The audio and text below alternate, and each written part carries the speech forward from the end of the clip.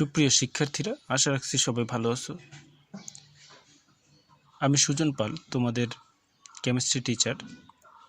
আজকে কেমিস্ট্রির একটি টপিকস নিয়ে আলোচনা করব। হোয়াটসঅ্যাপ গ্রুপে এর কিছুদিন আগে আমি একটা SW দিয়েছিলাম যে 21 থেকে 30 পর্যন্ত পারমাণবিক সংখ্যা বিশিষ্ট মৌলসমূহের ইলেকট্রন বিন্যাস।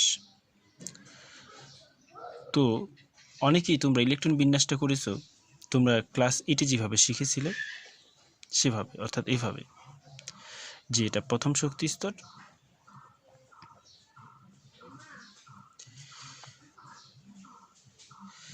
এবং এটা দ্বিতীয় শক্তি স্তর।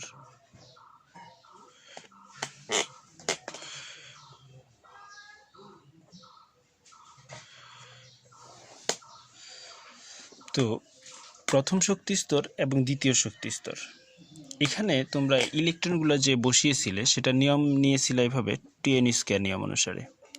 এখানে প্রথম শক্তি স্তরের জন্য n এর মান 1, তাহলে 2n² নিয়ম অনুসারে হচ্ছে আমার 2 × 1² = 2।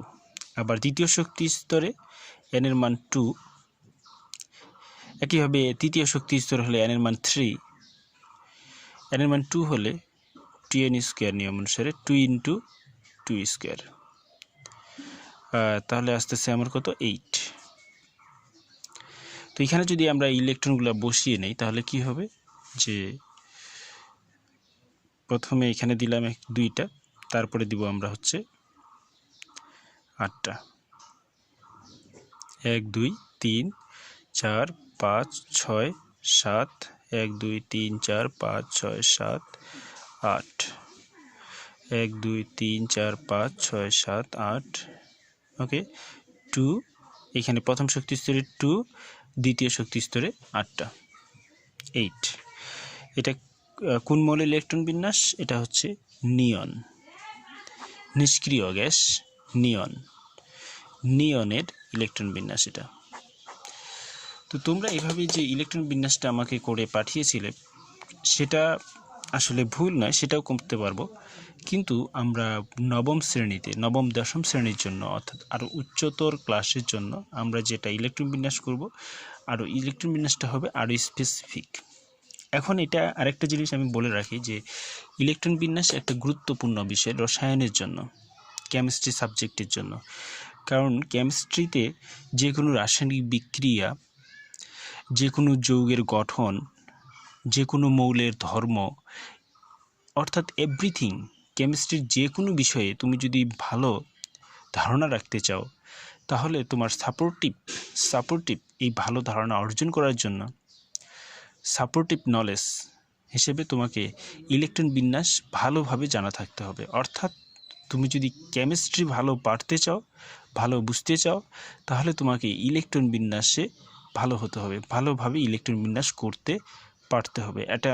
এবং সেটা করার জন্য আমাকে অবশ্যই ইলেকট্রন বিন্যাসে দক্ষ হতে হলে আউবাউ নীতি অনুসারে ইলেকট্রন বিন্যাস করতে শিখতে হবে। তো আমরা দেখে নেব যে আউবাউ নীতিটা অনুসরণ করে কিভাবে ইলেকট্রন বিন্যাস করে। আমি তোমাদের ক্লাসেও একবার বলেছিলাম এই একটা টেকনিক্স। তো টেকনিকটা আসলে কীরকম, টেকনিক এরকম ছিল যে সাধারণত আমি বলে দিয়েছিলাম তোমাদেরকে জানা রাখতে হবে যে অরবিটাল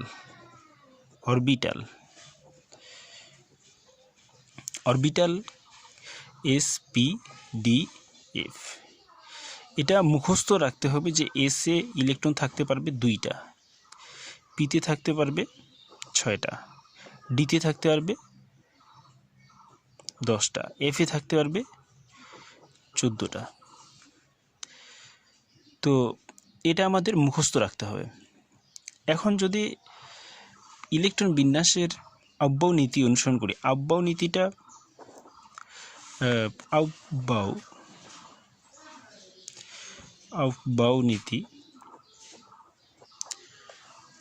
আউবাউ নীতিটা আসলে হচ্ছে যে ইলেকট্রন প্রথমে নিম্ন শক্তি স্তরে প্রবেশ করবে, তারপরে ক্রমান্বয়ে উচ্চ শক্তি স্তরে প্রবেশ করবে। এটা এই যে নিম্ন শক্তি স্তর আর উচ্চ শক্তি স্তর নির্ণয়ের জন্য আমরা N+L নিয়ম অনুসরণ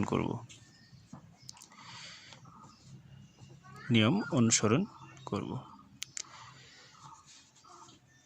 তো কথা হচ্ছে যে আব্বাও নীতি আর N+L নিয়ম অনুসরণ, এই দুইটা জিনিস দিয়েই আমরা বুঝতে পারবো যে কোনটি নিম্ন শক্তির এবং কোনটি উচ্চ শক্তি।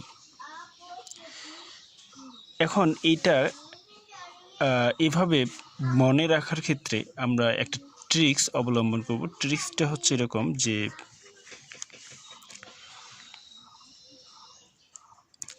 SS, PS,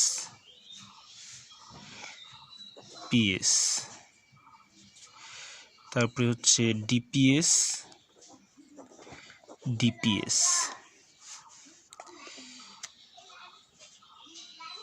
FDPS, FDPS।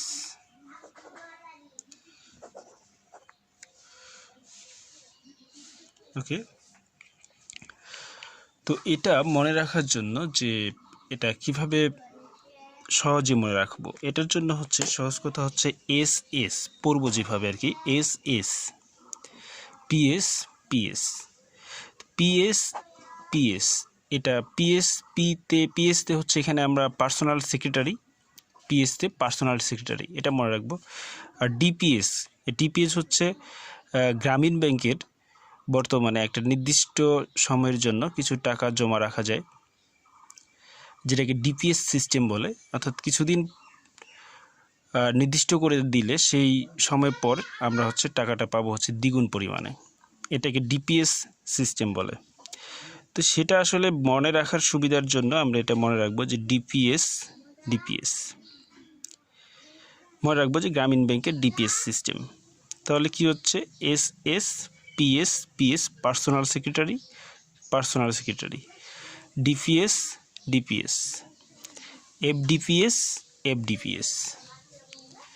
এখন আসি হিসেবটা কিভাবে করব। মূলত ক্ষেত্রে আমরা প্রথমে 1S দিয়ে শুরু করব, S1S, 2S, 3S, 4S, 5S, 6S, 7S, 8S। এবার যাব আমরা হচ্ছে কিতে, পিতে শুরু করব। পি শুরু করব 2 থেকে, মনে রাখবো 2P, 3P, 4P, 5P, 6P, 7P। এবার আমরা ডিতে শুরু করব 3 থেকে, 3D, 4D, 5D, 6D। এফকে শুরু করব কোথা থেকে, 4 থেকে, 4F, 5F। এই নিয়ম অনুসারে এটা যদি আমরা মনে রাখতে পারি, এই ট্রিক যদি আমরা অবলম্বন করি, তাহলে আব্বাও নীতি সম্পূর্ণরূপে অনুসরণ হবে। এই ট্রিকটা মূলত আব্বাও নীতি অনুসরণ করেই করা হয়েছে। এখন আমরা জানি যে এস অরবিটালে 2টা ইলেকট্রন থাকতে পারবে, পিতে থাকতে পারবে 6টা, ডিতে থাকতে পারবে 10টা, এফতে থাকতে পারবে 14টা। এই নিয়ম অনুসরণ করব আমরা। এখন হচ্ছে ইলেকট্রন বিন্যাসে যাব। ইলেকট্রন বিন্যাসে দেখি, যদি আমরা এখানে যদি ইলেকট্রন বিন্যাস করতে চাই,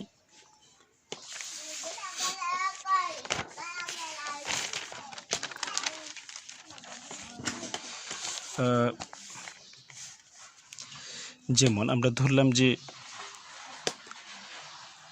ইলেকট্রন বিন্যাস করব ক্যালসিয়ামের 3টি। তো আমি আগেই বলছিলাম যে SS, PS, তারপর হচ্ছে আমরা এতটুকু আগে ইলেকট্রন দ্বারা পূর্ণ করি, তারপরে পরবর্তীতে যাব, অগ্রসর হব SS, PS পর্যন্ত। তো এখানে 1S, 2S, 3S, 4S, আর এটা হচ্ছে 2P, 3P। আমরা জানি এসে থাকবে 2টা ইলেকট্রন, তাহলে 1S2, 2S2, 2P6, 3S2, 3P6, কত হলো 6 4 10, 2 12, 6 18, তাহলে 4S2 কত হচ্ছে 20। ক্যালসিয়ামের ইলেকট্রন সংখ্যা কত, 20। ক্যালসিয়ামের পারমাণবিক সংখ্যা কত, 20। তাহলে ইলেকট্রন বিন্যাসে আমরা কতদূর পর্যন্ত গেলাম? 1s2, 2s2, 2p6, এটা এইভাবেই পড়তে হবে। 3s2, 3p6, 4s2 পর্যন্ত। আমরা যে ইলেকট্রন বিন্যাসের ক্ষেত্রে এখানে যে আমরা হচ্ছে এতগুলা পর্যন্ত পঞ্চম, তারপর হচ্ছে ষষ্ঠ, সপ্তম, অষ্টম শক্তিস্তর পর্যন্ত আমি দেখেছি। এতদূর পর্যন্ত আমার যাওয়ার দরকার নেই। আমার যতগুলো ইলেকট্রন থাকবে আমি ততদূর পর্যন্ত ইলেকট্রন বিন্যাস করব। ততগুলো ইলেকট্রন বিন্যাসে করা শেষ হলে আমার ওই পরমাণুর জন্য কাজ শেষ, ওই মৌলের জন্য কাজ শেষ। তো আমি আরেকটা দেখাই। এখানে আয়রনেরটা দেখাই। আয়রন 26। ইলেকট্রন বিন্যাস কি হবে? খুব সহজ কথা, যে SS, PS, PS। তো আমরা প্রথমে এটা লিখে ফেলি 1s, 2s, 3s, 4s, 2p, 3p, মানে যতদূর প্রয়োজন হচ্ছে তারপরে আমরা পরবর্তীতে বর্ধিত করে নেব। 2s এ 2টা থাকতে পারবে, p তে 6টা থাকতে পারবে, 2টা, 6টা, 2টা। তাহলে কত হলো? 6 4 10, 2 12, 6 18, 2 20। আয়রনে আমার পারমাণবিক সংখ্যা হচ্ছে 26, অর্থাৎ ইলেকট্রন সংখ্যা 26। তাহলে এরপরে আমাকে যেতে হবে কততে? আমরা জানি যে S S P S P S, এরপরের নিয়ম অনুসারে হচ্ছে D P S। ওকে, তাহলে D শুরু হবে কোথা থেকে আমরা জানি? 3 থেকে, 3D। আর আমরা P হিসাব করছি 2P, 3P, তাহলে এটা হবে 4P। ওকে, তাহলে হচ্ছে আমার ইলেকট্রন আছে 6 4 10, 2 12, 6 18 দিয়ে 20, 20টা পর্যন্ত হয়ে গেছে। তাহলে আর আছে 6টা হলে তাহলে এখানে আসবে আমার কত?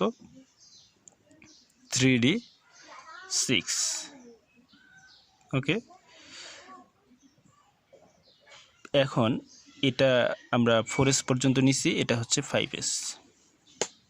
তো এইগুলাতে আমার ইলেকট্রন যাবে না, 0, কারণ এখানে আমার 26 হয়ে যাচ্ছে। তো এখন আমরা হিসাবটা কিভাবে করব? এই যে এখানে আমরা ইলেকট্রন বিন্যাসটা করলাম 6 4 10, 2 12, 6 18, 2 20, 6 26। তো এখানে দেখো, এখানে 4s2টা 3D6 এর আগে এসেছে। এটাই আউবাউ নীতি অনুসারে 4s এর শক্তি 3D এর তুলনায় কম হওয়ার কারণে আগে 4s এ ইলেকট্রন প্রবেশ করবে, তারপরে 3Dতে যাবে। মানে নিম্ন শক্তি স্তরে ইলেকট্রন আগে যাবে, তারপরে উচ্চ শক্তি স্তরে বা উচ্চ শক্তির শক্তি স্তরে ইলেকট্রন যাবে। তো সেই নিয়ম অনুসারে 4s এ আগে গেছে, কিন্তু আমরা এটাকে সাজিয়ে লিখব এইভাবে 1s2, 2s2, 2p6, 3s2, 3p6। এখন এই যে 3D6 এটা আগে লিখব, অর্থাৎ তৃতীয় শক্তি স্তর একসাথে। তারপরে আমরা লিখব হচ্ছে 4s2,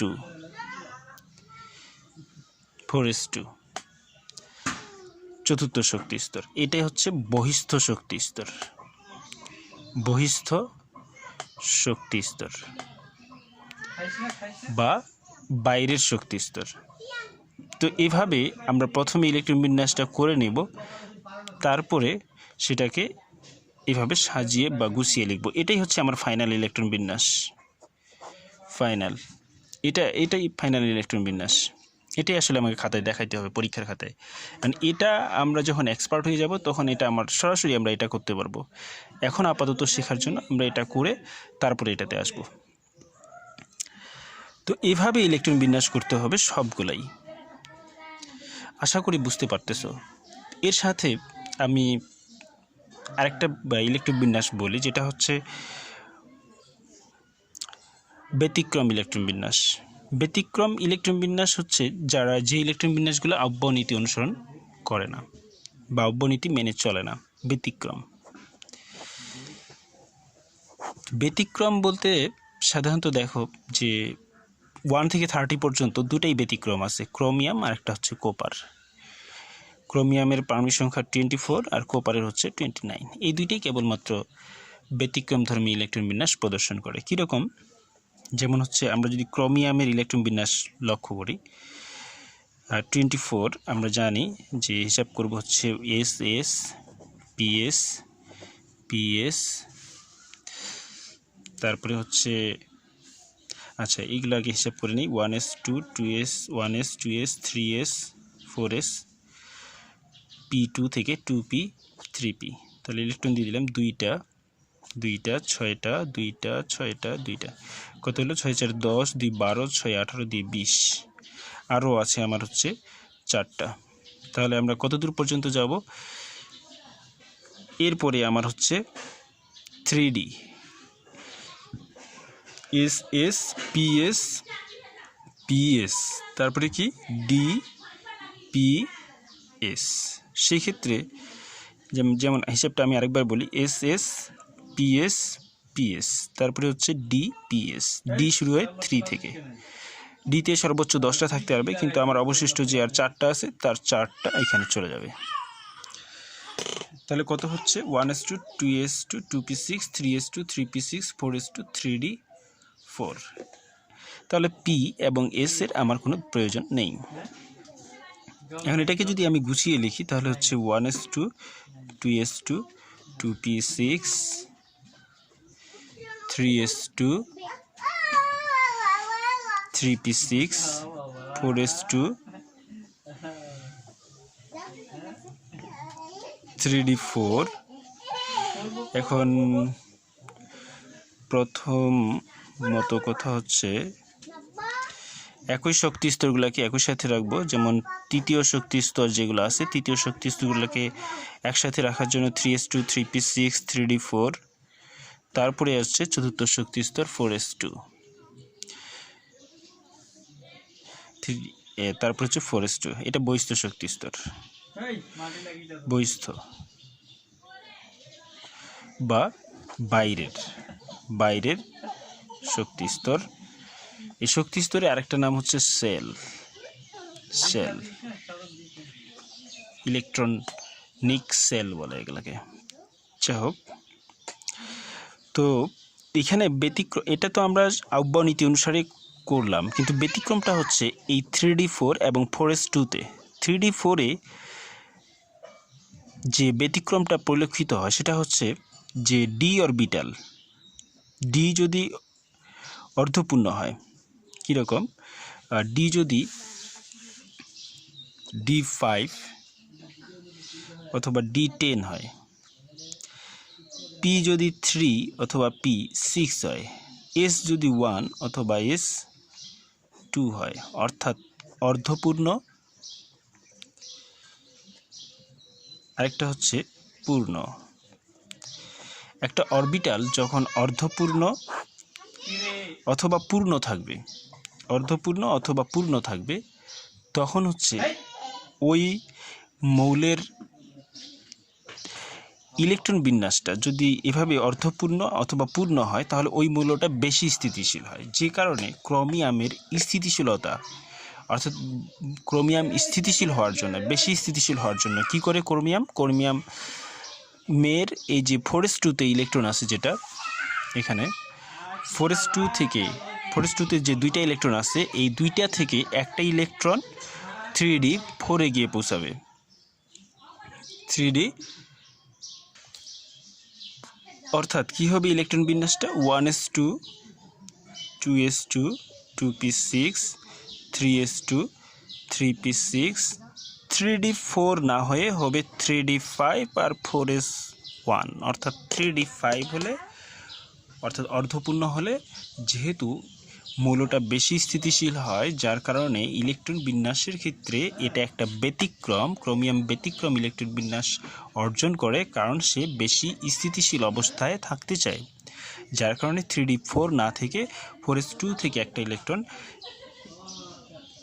ডি অরবিটালে এসে 3d5 হয়। আরেকটি মৌলের ইলেকট্রন বিন্যাস আমরা দেখব, ব্যতিক্রম ইলেকট্রন বিন্যাস, যেটা হচ্ছে কপার 29।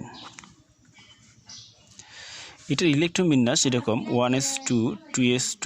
এই যেহেতু যখন আমরা এক্সপার্ট হয়ে যাব, আমি যেভাবে করতেছি এইভাবেই করতে পারবো আমরা। 1s2 2s2 2p6 3s2 3p6, কত হলো 6 4 10 2 12 6 18, তারপরে হচ্ছে 3d, তারপরে দিলাম 4s, তাহলে 4s2 কত হচ্ছে 6 4 10 2 12 6 18 2 20, এখানে আসবে 3d 9, মানে 4s এ আগে তারপরে 3d তে। ঠিক আছে, ওকে। তো 4s এ আগে কেন যাবে, 3d তে কেন পরে যাবে, সেটা n+a নিয়ম অনুসারে আমি দেখাবো। তাহলে এখানে কি হচ্ছে যে 4s2 তে থেকে যে আমি একটু আগে বলছি যে ডি যদি 5 হয় অথবা 10 হয়, তখন ওই মৌলটা বেশি স্থিতিশীল হয়। D5 অথবা D10 হলে মৌলটা বেশি স্থিতিশীল হবে। তো সেই ক্ষেত্রে এখানে D9 হলে কত হবে, এখানে D10 হতে চাইবে। তাহলে 1s2 2s2 2p6 3s2 3p6 3d10 4s1, অর্থাৎ ইলেকট্রন বিন্যাস দাঁড়াচ্ছে 1s2 2s2 2p6 3s2 3p6 3d10 4s1, অর্থাৎ D9 থেকে একটা ইলেকট্রন 4s2 থেকে একটা ইলেকট্রন 3d9-এ গিয়ে 3d10 হচ্ছে। কি হচ্ছে, এই জিনিসটা আমাদের খেয়াল রাখতে হবে। এটাই যে সাধারণত আউ্বার নীতি অনুসারে এটাই হচ্ছে ইলেকট্রন বিন্যাস, কিন্তু কপার এবং ক্রোমিয়াম এই দুইটা মৌল স্থিতিশীলতা অর্জন করার জন্য, বেশি স্থিতিশীল থাকার জন্য তারা কি করে, তারা হচ্ছে এই যে D5 থেকে ক্রোমিয়ামের ক্ষেত্রে D4 থেকে D5-এ যায়, আর কপারের ক্ষেত্রে D9 থেকে D10-এ যায়। কোথা থেকে সেই ইলেকট্রনটা সে গ্রহণ করে, পার্শ্ববর্তী s অরবিটাল থেকে, যেখানে দুইটা ইলেকট্রন ছিল সেখান থেকে একটা ইলেকট্রন ডি অরবিটালে এসে D9 থেকে D10-এ হয়, আর ক্রোমিয়ামের ক্ষেত্রে D4 থেকে D5 হয়। তো এই হচ্ছে ব্যতিক্রম, অর্থাৎ যে ইলেকট্রন বিন্যাস আউ্বার নীতি অনুসরণ করে না। এখন n+l নিয়ম অনুসারে, n+l নিয়ম, এটা আমি ক্লাসে তোমাদের বলেছি, তারপর আরেকবার বলি। n+l নিয়ম 3d এবং 4s, এই দুইটার মধ্যে কোনটির শক্তি বেশি, কোনটির শক্তি কম? এই 3dর ক্ষেত্রে n এর মান 3, d এর ক্ষেত্রে n এর মান, আমি এখানে লিখে দেই যে 0 1 2, এটা হচ্ছে s p d f, অর্থাৎ l এর মান যখন 0 তখন s অরবিটাল, l এর মান যখন 1 তখন হচ্ছে p অরবিটাল, l এর মান যখন 2 তখন d অরবিটাল, l এর মান যখন 3 তখন হচ্ছে f অরবিটাল। তো n+, এখানে তাহলে আমার d এর জন্য কত হচ্ছে l এর মান, কারণ আমরা n+l নিয়ম অনুসরণ করব। d এর জন্য l এর মান হচ্ছে কত, 2। তাহলে কত লিখব, n+l ইকুয়াল টু হচ্ছে 3 + 2 ইকুয়াল টু কত, 5। আবার 4s এর ক্ষেত্রে যদি আমরা দেখি, তাহলে হচ্ছে n+l নিয়ম অনুসরণ করলে কত হচ্ছে 4, এটা হচ্ছে n এর মান 4, আর এটা হচ্ছে l এর মান। l কত হচ্ছে, s এর জন্য l হচ্ছে 0, এই যে s এর জন্য l হচ্ছে 0। আর ডি এর জন্য এল হচ্ছে কত 2। ওকে, তাহলে আমরা এখানে এখন এই যে n প্লাস এল এই নিয়ম অনুসারে n এর মান আমরা পাচ্ছি 4s এর ক্ষেত্রে 4, l এর মান পাচ্ছি আমরা হচ্ছে 0। কত হচ্ছে 4। তো n প্লাস এল নিয়ম অনুসারে 4s এর মান পাচ্ছি আমরা কত 4, আর 3d এর মান পাচ্ছি কত 5। যেহেতু 4s এর মান কম, 3d এর মান বেশি, তাহলে এখান থেকে আমরা সিদ্ধান্তে কি আসতে পারি, যেহেতু 4s এর মান কম, যার কারণে 4s নিম্ন শক্তি বিশিষ্ট শক্তি স্তর, আর 3d উচ্চ শক্তি বিশিষ্ট উচ্চ শক্তি স্তর। অর্থাৎ 4s অরবিটাল এটা উপশক্তি স্তর, 4s হচ্ছে নিম্ন শক্তি বিশিষ্ট উপশক্তি স্তর, আর 3d হচ্ছে উচ্চ শক্তি বিশিষ্ট উপশক্তি স্তর। উচ্চ শক্তি বলতে 4s এর তুলনায় 3d এর শক্তি বেশি। এখন যেহেতু 4s এর তুলনায় 3d এর শক্তি বেশি, যার কারণেই প্রথমে ইলেকট্রন 4s এ পৌঁছাবে, 4s ইলেকট্রন গ্রহণ করার পরে তারপরে 3d তে যাবে। এটি হচ্ছে n প্লাস এল নিয়ম, এবং এই নিয়ম অনুসারে আমরা ব্যাখ্যা করতে পারবো যে পটাশিয়ামের 19তম ইলেকট্রনটি 3d তে না গিয়ে 4s এ যায় কেন। ওকে, সবাইকে ধন্যবাদ, ভালো থাকবে।